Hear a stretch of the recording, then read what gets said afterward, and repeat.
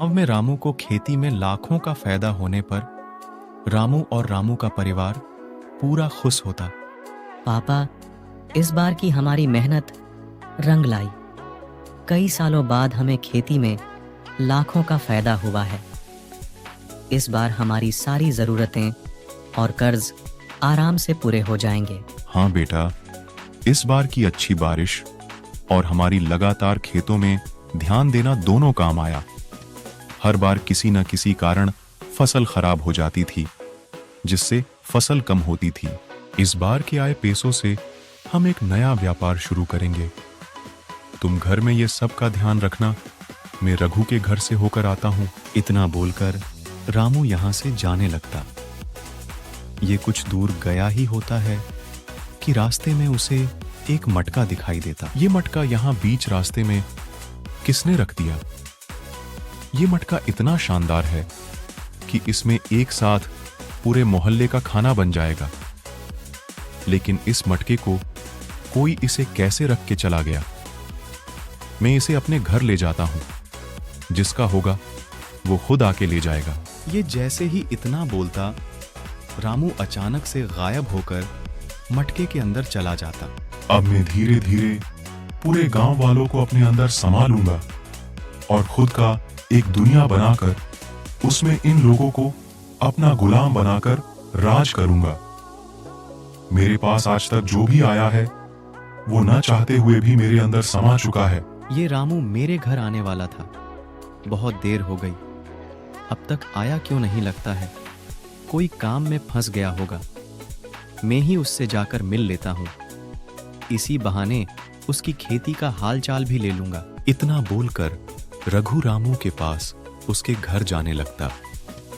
ये कुछ दूर गया ही होता है कि उसे वही मटका दिखाई देता, जिसे देखकर रघु चौंक जाता और बोलता, ये मटका तो बहुत ही खूबसूरत है, लेकिन यहाँ ये सुनसान जंगल में क्या कर रहा है?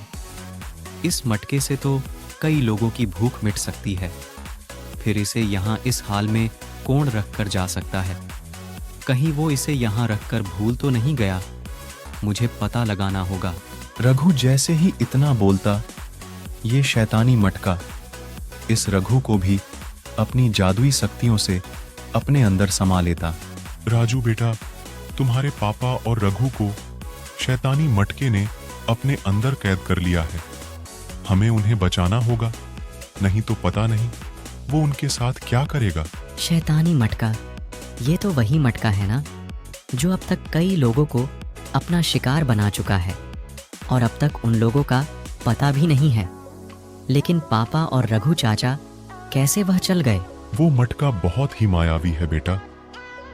हमें कैसे भी करके उनको उस मटके से निकलना होगा, नहीं तो बहुत दिक्कत हो जाएगी। मैं एक जादुई पक्षी को जानता हूं जो बहुत ही जादुई है। वो हमारी मदद कर सकती है। आप सही कह रहे हैं। जिस तरह लोहा लोहे को काटता है, उसी तरह इस मायावी शैतानी मटके को भी मायावी पक्षी ही काट पाएगी। चलिए उसके पास, नहीं तो कहीं देर हो गई तो पता नहीं क्या होगा। इतना बोलकर ये लोग मायावी पक्षी के पास जाने लगते। ये जैसे ही वह जाते, सभी बातें पक्षी को बताने लगते।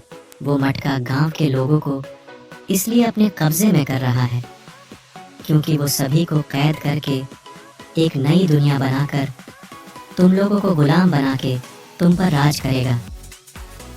जल्दी ही उस मटके को नष्ट नहीं किया गया तो वो गांव के बाकी लोगों को भी अपने अंदर कैद कर लेगा। अब आप ही हमें इस मुसीबत से निकाल सकते हैं। आप ही कुछ करो, नहीं तो धीरे धीरे सभी शैतानी मटके के अंदर समा जाएंगे और पूरा गांव सुनसान हो जाएगा। तुम चिंता नहीं करो, मैं अभी अपनी जादुई शक्तियों से उस मटके पर हमला करके उस मटके को तहस नहस कर देता हूँ। उस मटके के फूटते ही तुम्हारे पापा और रघु दोनों वापस आ जाएंगे। इतना बोलते ही मायावी पक्षी अपनी जादुई शक्तियों से उस शैतानी मटके पर हमला करती, जिसके तुरंत बाद ये मटका झलकर राख हो जाता और मटका फूटते ही रामू और रघु दोनों वापस आ जाते। अरे भाई, रघु मैं तो तुम्हारे घर जा रहा था। तुम यहाँ कब आए? अब आ ही गए हो तो चलो मेरे घर, तुमसे खेती को लेकर कुछ बात करनी है।